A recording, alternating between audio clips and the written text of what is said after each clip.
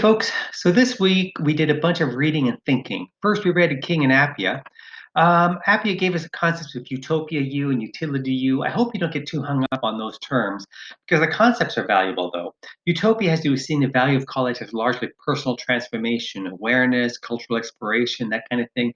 Utility has to do with seeing the value of college as largely transactional, learning how to do something that has use in the world. Appia says at the end, though, that the two can't quite be separated, which is kind of interesting. King talked about the need for character, meaning intelligence with a moral structure. Without a moral structure, can be destructive.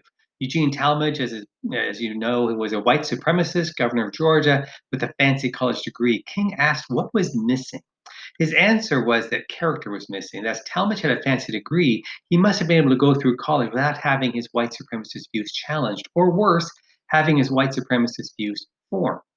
So, intelligence plus character. Menand, we then looked at. And Menand offered three theories of the value of college as a sorting mechanism, kind of to tell us who's smart in the world, as an acculturation mechanism, at making us one people with a set of shared but not necessarily identical values.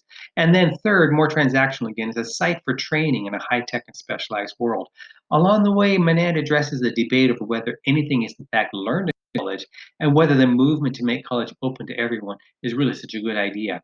I should note, I'm one of the belief that college should not just be open to everyone, but should be open to changing its own views of what does and doesn't constitute intelligence. In other words, instead of thinking of the academy as teaching some set in stone historical knowledge, the academy should evolve as the population of the students evolve.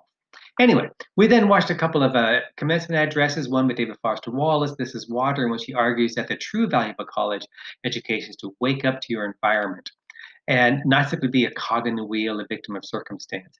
Job and How to Live Before You Die exhorts us all not to sell ourselves out, but to pursue our passions, not give up.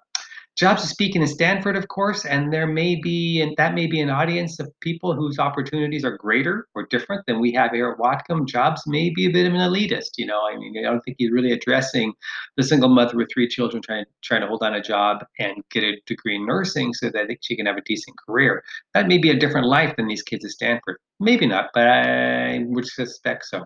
Finally, we did a quick exploration of how identity impacts opportunity in higher education. We look briefly at intersectionality, which simply states that any one person's identity is almost always intersection of two or more identities: white heterosexual man, Native American queer woman, etc. These identities influence what opportunities we have entering college and help shape our views coming in. Good to take a look at that. Think about it. Okay, some heavy duty stuff this week, but I hope it was fun.